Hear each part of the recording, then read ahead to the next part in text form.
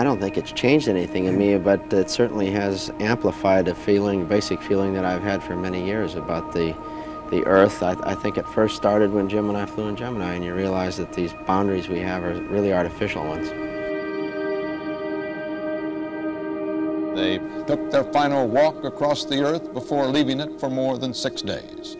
With Borman in the lead, the 3 astronauts suited up and carrying portable air conditioners headed for the van which would take them to the launch site for the elevator ride to the top of the 36-story tall Saturn V moon rocket. We have ignition sequence start. The engines are armed. 4, 3, 2, 1, 0. We have commit. We have liftoff.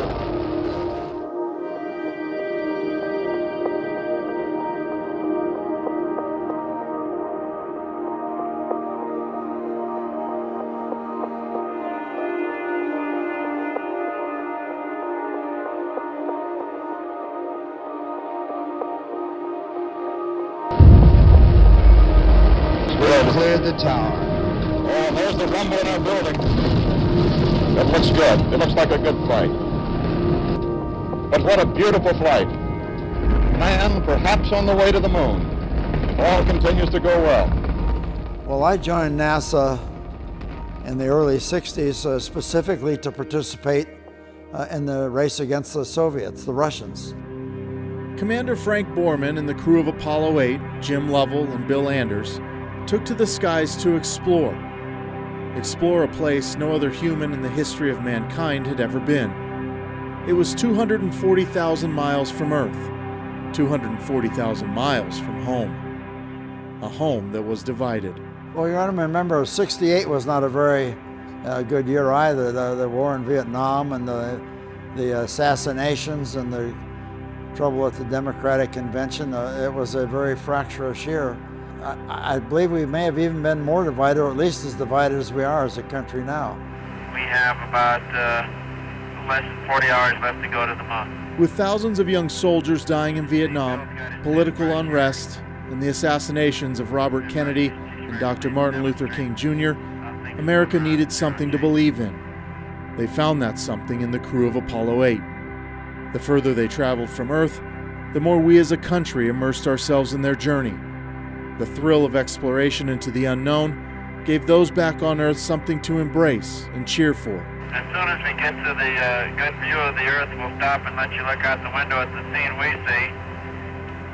They had just 4 months to prepare for the most daring and dangerous mission in NASA's history, and at the same time, the crowning achievement for not only the space program, but for the entire human race. For all the people back on Earth, the crew of Apollo 8 has a message that we would like to send to you. I was told by the head of NASA's public relations that on Christmas Eve we'd have a telecast that was going to reach more human beings that had ever listened to a human voice before. And the only instructions I got from the government was do something appropriate. I thought that was remarkable. In the beginning, God created the heaven and the earth was without form and void, and darkness was upon the face of the deep. And the Spirit of God moved upon the face of the waters. And God said, let there be light. And there was light. And God saw the light, that it was good, and divided the light from the darkness. For more than 68 hours, they hurtled through space at more than 24,000 miles per hour, focused not on what they left behind, but what lay ahead. That was until they reached lunar orbit, and history's single greatest image of home came into full view.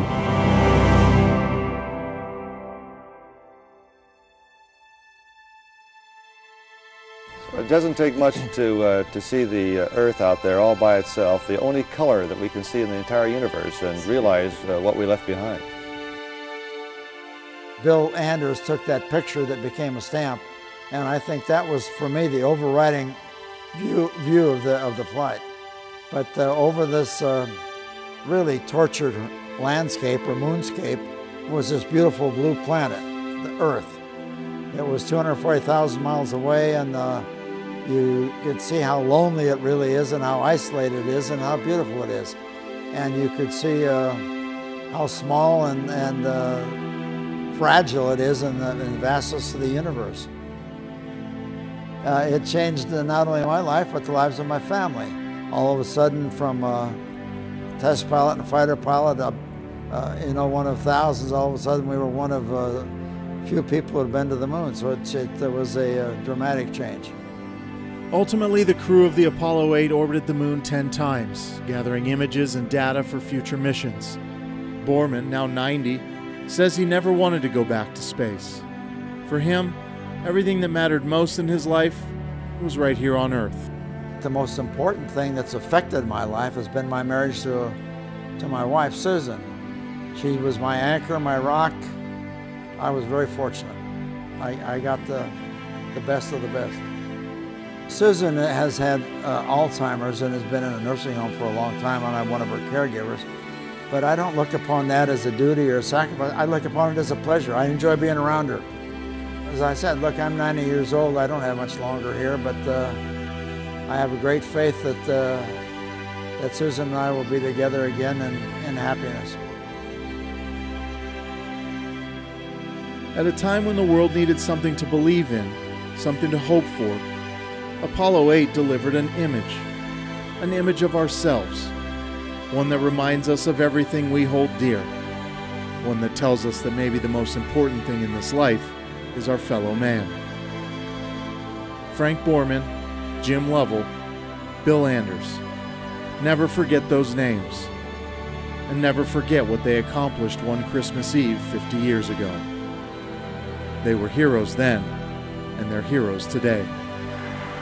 And from the crew of Apollo 8, we close with good night, good luck, a Merry Christmas, and God bless all of you on the good earth.